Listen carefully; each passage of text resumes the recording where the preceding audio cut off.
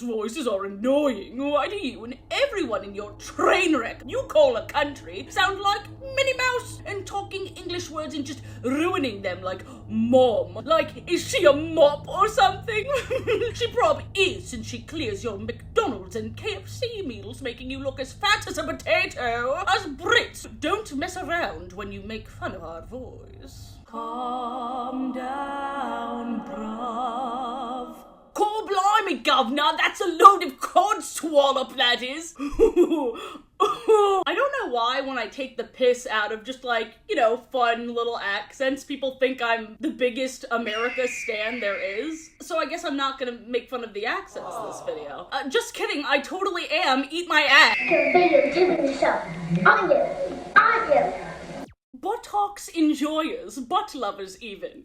New butt coming soon. Oh my gosh, what a journey. Give her moment. Welcome back to Lore Lite. In my lore series, we do deep dives of whatever we're covering, but in my Lore Lite series, it's more of medium dives. We're really just introducing ourselves to the material. As always, my videos are not made for kids. Thanks. Today we are picking up where the horrid Henry Lore Lite left off, because this little crap somehow introduced me to 3 different shows. Let's start with the nonsensical appearance of Hugo and Migo from the ROLY MO show, which is actually just a spin-off of FIMBLES. The theme song for FIMBLES fully transported me. I feel like it activated the part of my brain that lit up the first time I watched Teletubbies. I haven't felt this way in years. Pure confusion and elation at the same time. This world is so rich. I have to break down these theme song visuals. But first, FIMBLES, Teletubbies. What is she trying to show us? It's so similar. Oh, okay. But then there's so much movement in the scenery. We arrive on some sort of bubble cloud or maybe like a bubble treetop just to marvel at this logo. We pan to the flora and fauna, the likes of which humans have never seen before until now. We watch the flowers bloom. We see this plump red chicken soar through the air. And when I tell you I had to pick up my jaw off the floor when I saw this waterfall of ball pit balls. When I say I gravitate towards maximalism, this is what I mean. I want this in my house somehow. Shut up, we're getting to the FIMBLES. Say it with me, the titular bitulars. Woo!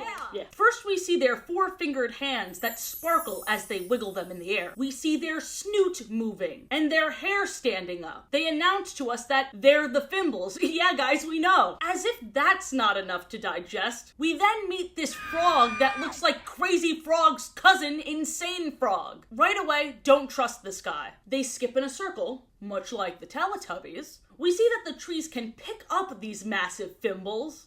And look how much smaller ROLY MO is. Oh my god. And we finally figure out why they call him ROLY MO. Holy moly, ROLY MO rolls! Right at the end, this tiny orange fluffy thing scurries in the shot, squeaks, and then scurries away. What a theme song. What a theme song. We meet Fimbo. He's apparently the oldest Fimble, and I think they're all siblings. He's trying to juggle these pine cones, and Rocket the Frog keeps messing with him. Side note, Rocket is the perfect name for this bouncy jerk. Seriously, if this frog had his dong out, he would have given Crazy Frog a run for his money. Flory, the middle child, has a fumbling feeling. Fimbling, like fimble. Fuck! Which are those sparkles we saw during the theme song. Speaking of songs, she does sing in this moment, and my only thought was, ooh, flat. Ooh. So the fimbling feeling is their magical ability to discover things. You know when the pinwheel spins and sparkles in a little show called Teletubbies? Sometimes that means that their world is going to gift the Teletubbies a thing. So this magic is similar to that, but I actually like it better. I can't believe I'm teaming up against my girlies, the Teletubbies. No one's more shocked than me. But it's true, the FIMBLES make these mundane observations, and it seems so spectacular when they say it. It will encourage the kids at home to explore the world around them themselves. Speaking of, the FIMBLES are aware of humans. After Flory discovers the fantastical world of looking at a shopping basket, we see a scene of humans in a supermarket. You know what this reminds me of? In the Teletubbies, when they watch what's on their tummy screens and we see the human children? I'm sorry, it's actually wild how similar these shows are. I was just thinking about how much I loved doing the Teletubbies video, and then I watched Fimbles and I was like, let's fucking go. We are so back, dude. Throughout this whole sequence, Bessie the bird keeps chiming in, and for the entire exchange, she sounds like the adult in this situation, explaining how basic things work as well as encouraging the Fimbles. Ribble, the squeaky orange puffball, tries to warn Pom, the youngest of the Fimbles, that the feather was in Florey's shopping basket. Pom doesn't realize that she's stealing, but all she hears as Ribble tries to reason with her is this.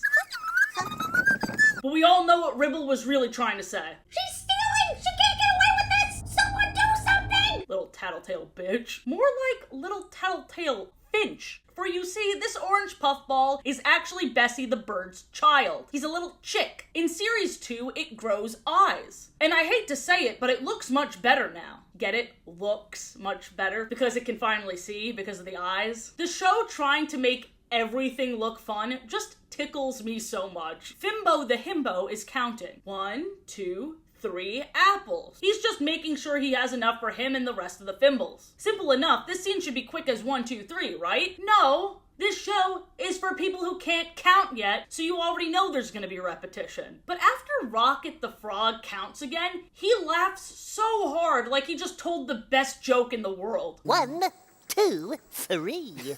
I don't think I understand the joke. Can you explain it to me? 1 for Fimbo. 1, 2, Oh. 3. 1, 2. Ow! It hurts. Now I'm getting pissed off because Pom stole from the basket again, and Ribble sounds distressed. It cannot believe its eyes it doesn't have yet. And here's why I'm mad. Where's Bessie? Where's its mom? To the Fimbles, she's a perfect mother. But where is she when her chick is in shambles and can't express itself? And dude, why does Florey keep walking away? Dude, take your basket with you! What if I go to the supermarket and try Pom's strategy for stealing? Oh, milk. What are you doing? I can see you. Once that misunderstanding was cleared up, Roly Mo shows up, and not gonna lie, he steals the entire show. He heard this, quite frankly, boring series of events, announces, I think I've read a book like that, rolls away, sings a whole song about his many, many books and how much he loves reading, because he's a scholar, and then he returns to read the story to the Fimbles. He's so sweet. He's like a little old grandpa. I just wanna squeeze him. We see the story he narrates, and the style of animation is just so cozy. The end of the story was a real head-scratcher, though. He says this woman, the main character, has no money, but at least she found everything she needs. And I thought it was gonna be like friends, love, but she has a grocery cart full of items that she can't buy. She doesn't have money. What do you mean at least she found everything? She has to go home empty-handed. What a sad story. The episode ends with Bessie and Ribble recapping everything, and she even gives her kid credit for trying to warn Florey. You knew, didn't you, my clever little feathery darling? I love her. You knew, didn't you, my clever little feathery darling? Then Bessie asks us a series of questions like, have you ever been shopping? Yes, Bessie, I have.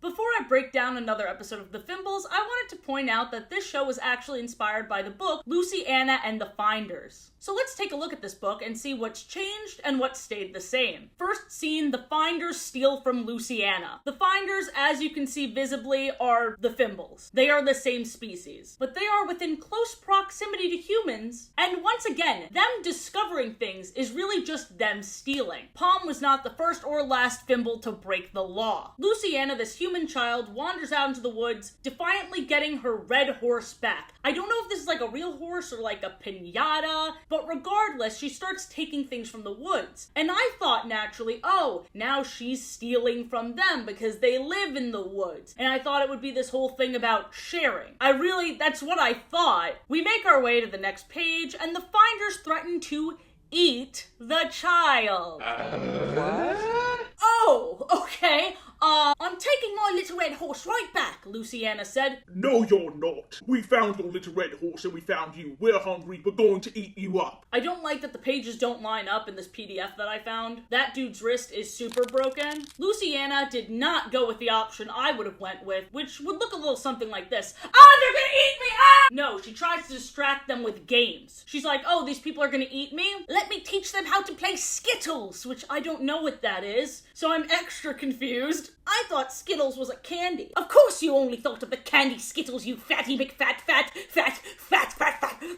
commenter was crazy. I'm gonna think about that and laugh for the rest of my life. It's not dinner time yet, said Luciana, and she made a necklace out of ribbon and whirligags from her backpack. We want to have a go, said the finders, but they were clumsy and their necklaces fell to bits. Clumsy and hungry? Sounds like those fucking Americans. Guys, don't give up making those necklaces. It's American, not Americant. Luciana is the bravest girl ever because once again they say, we're hungry, and they intend to eat her. And she's like, I have some nuts! And she gives them the nuts, and she like literally hand feeds these creatures that want to eat her. And they even say, we're still hungry. Luciana looked in her backpack, there was nothing left, and she finally ran away. Her survival instincts finally kicked in, and the little red horse ran with her. So, yeah, the horse is alive. They hid inside a hollow tree, but the finders soon found them. That's what they do. We're going to eat you up right this minute! But Luciana had been thinking and thinking, and now she knew exactly what to do. Can you imagine? I'm hungry, I'm gonna eat you. Can you shut the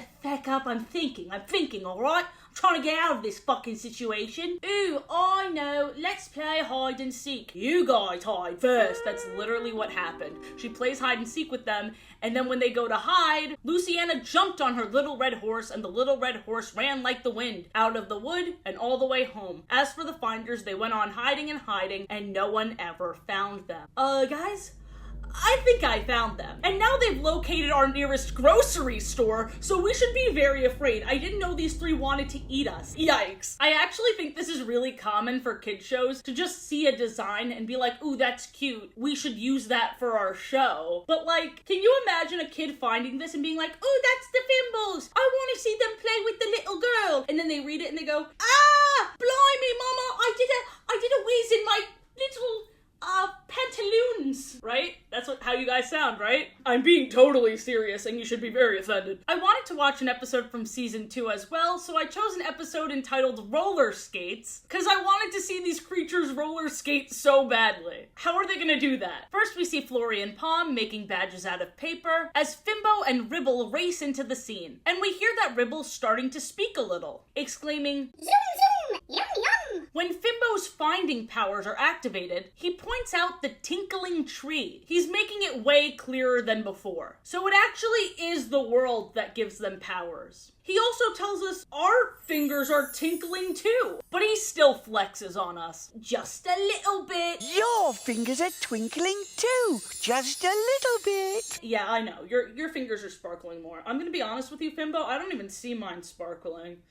So, Bessie now has an incredible, and dare I say, ethereal solo, before showing us the big wide world. First of all, she devoured that. Second of all, her little feather on her head is the lesbian flag. I'm so glad we got to witness such greatness before we cut to this disappointing spectacle. We are roller skating. No, you're not! The poor kid they put these clunky fake rollerblades on looks like he kept breaking his ankles. And when this kid falls, the other kid laughs at him and they have a close-up of his face where he's clearly trying not to cry. They have them on the grass too, like this is so stupid. Theory time, the FIMBLES put those kids in those roller skates so that they could fall and so they could eat them, because remember, FIMBLES eat children. After that, we see the frog rocket again, and dude, I hate him more than words can say. Ooh, I'm a bit dizzy-wizzy after all that zooming around and round and round and round. Why are his eyes like that? But luckily after that, we see Roly Mo, and he's as sweet as ever. He's so excited about his favorite pair of slippers and his favorite snack, and a lovely book. He was uninterrupted by the commotion outside, and was quite amused by Ribble on a roller skate. That's right, they didn't actually put the Fimbles in roller skates. My disappointment is immeasurable, my day is ruined. If Muno can tear it up on a skateboard, then what's their excuse? Actor safety? Oh, I'm sorry, I thought you wanted to make art. Was that young Ribble? Young Ribble? Roly Mo tells us the story of the tortoise and the hare, and when the Fimble children try and break down the story, the dialogue is genuinely so funny. Like, this moment is perfect. This really is how children talk. Tortoise and the hare were racing.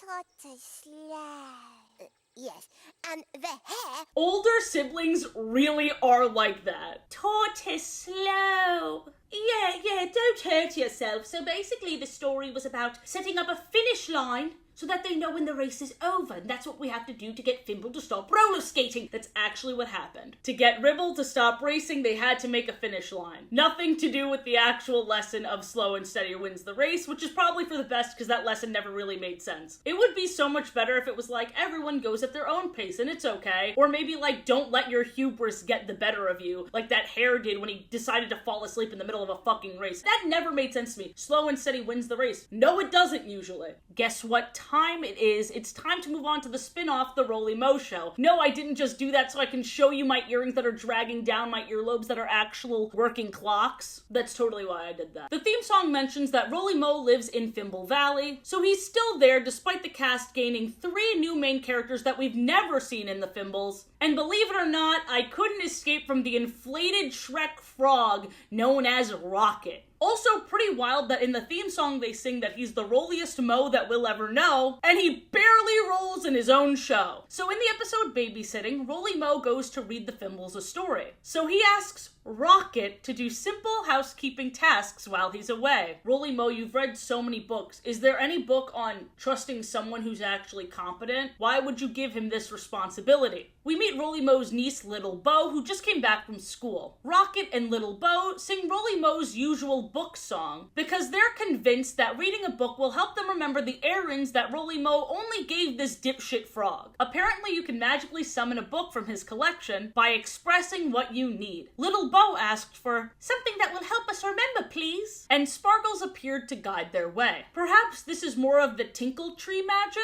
but for these characters, they summon what they're looking for indoors, as if to say, please don't interact with the real stars of the show, the Fimbles, okay? The cute story did jog the frog's memory. When Hugo and Migo wake up, they do their little dance that they always do, that I reacted to in my Horrid Henry video with absolute shock and disgust.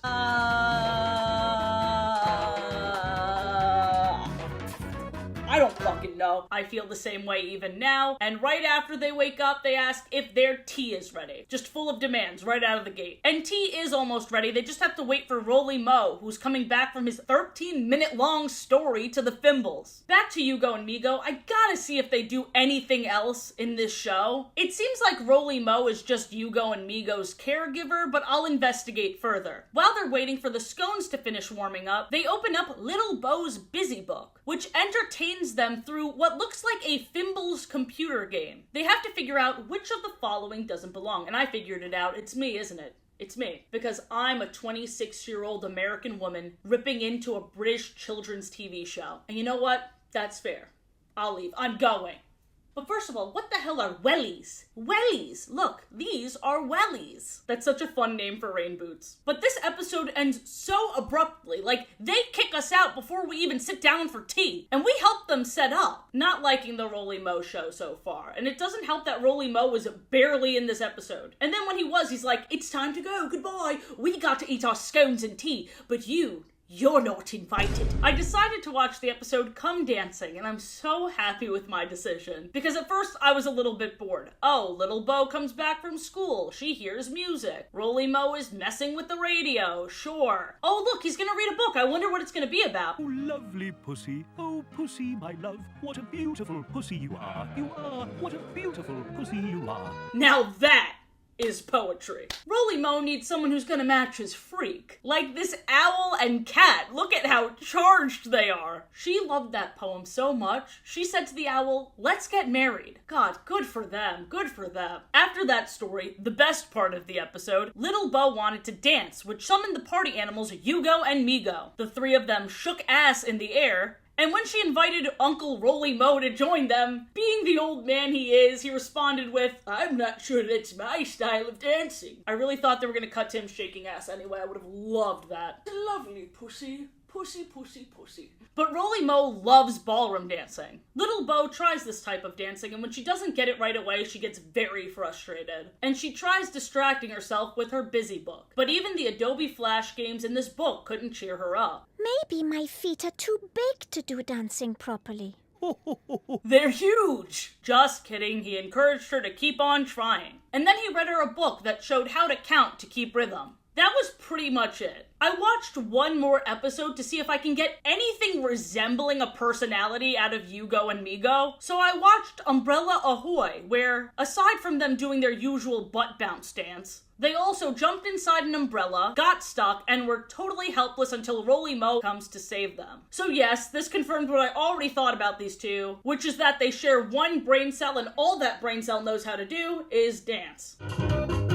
When I talked about the Horrid Henry live-action movie, people in the comments were quick to point out that the game show hosts I feared so much are the comedy duo Dick and Dom. And my fear has only grown with this knowledge. They had a show called Dick and Dom in Da Bungalow that had over 260 episodes, holy mackerel. Imagine your eyebrows all the way on the floor, and that's not even as lowbrow as they go. Corny? Yes. True?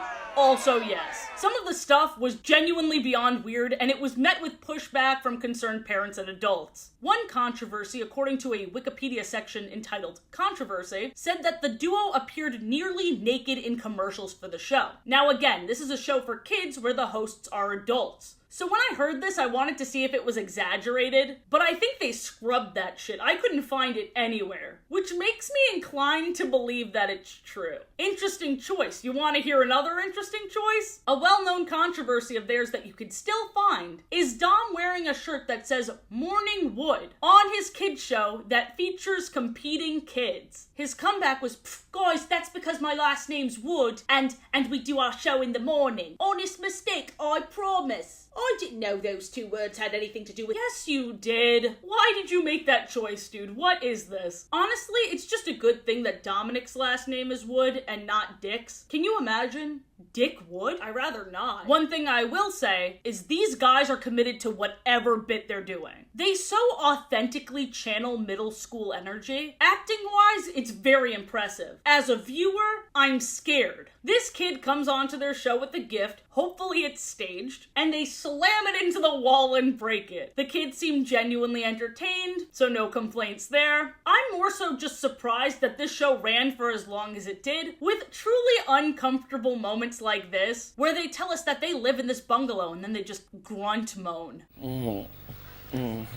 As far as I know, the kids featured on this show have not come forward with any complaints. If that changes in the future, forget I said that. But at this point in time, I looked throughout the internet, it seemed like even though they were pushing the envelope and maybe saying things and wearing things that should not be on children's television, the children still had fun regardless. Get ready to cringe though, because they made this little girl think she was getting a pony, and then when they told her she wasn't, she started to tear up. And Dick, appropriately named, began laughing in her face because, again, they can't drop character, but Dom took a very different approach, showing genuine remorse trying to comfort her. These kids are better sports and braver than I will ever be. I doubt this video will get to any of them, but if it does, you guys are braver than our troops. Thank you for your service, can I say that? Dick and Dom's energy was always cranked to 1,000. You know what it reminds me of? It's iCarly meets Impractical Jokers. The boxing nuns, that feels like something straight out of the Amanda Show or iCarly. Any Dan Schneider show, really. While the segment Bogies felt like Impractical Jokers. Let me explain. They have cutaway segments between the kids competing. Their most popular of which is Bogies. In this section, Dick and Dom keep saying bogeys, getting louder and louder, and whoever says it the loudest by the end wins. They're not in the bungalow for this one, no. They are out in the wild in very, very public spaces, ranging from a library, a car show, the park. I can say thank you to a waiter in a restaurant, and if my voice cracks, or if I glance at their mole, I will think about that all day. I'm an extrovert, but my social anxiety makes it difficult to just exist in public sometimes. So watching two fully grown men shout in a library does something to my brain I can't quite describe. Like, I almost want to be mad, but it's really funny. My favorite personally was when they were in the library, because there was still an element of shame. There was so much buildup for each one. Bogies. It's a 3.5, the serious business in hand. Bogies! That was a brave bogey. It's a 4.2.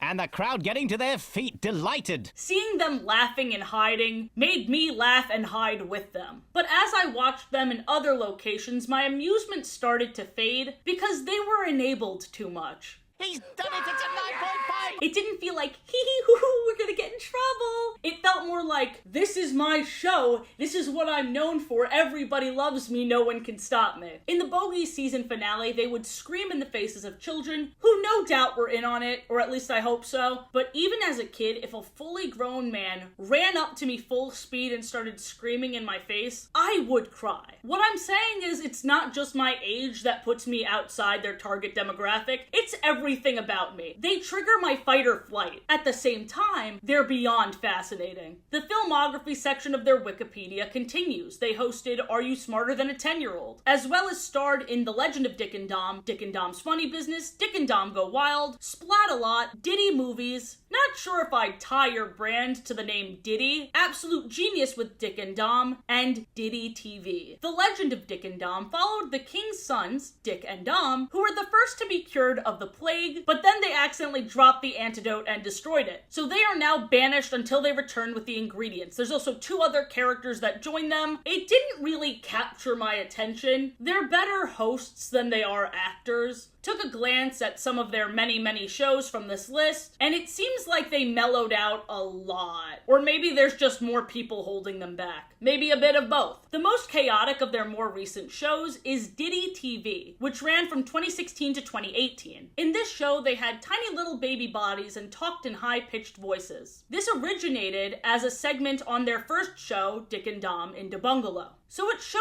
what a lasting impact that had on their careers, and just how much they truly love being silly and unapologetic. In a way, I admire them. On the other hand, I'm so scared. Their energy is so threatening to me specifically. I'm not accusing them of anything aside from freaking me the fuck out. One last fun fact from my good friend Wikipedia before this video self-destructs. Dominic Wood was also a member of the Magic Circle, which is a magician society, before he was kicked out for revealing certain tricks on Dick and Dom and the Bungalow. And I'll just say this, he's based for that. Fuck those magic gatekeepers. What a fun time we had. I wish British people were real. I have a hankering for some McDonald's, if only I wasn't boycotting it. I'll find something just as unhealthy, don't you worry. Butt lovers, this one was a blast. Next week, I'm ranking your favorite and least favorite cartoon dads. Be sure to stay tuned for that. Have a great day, subscribe if you enjoyed. See you in the next one. Bye!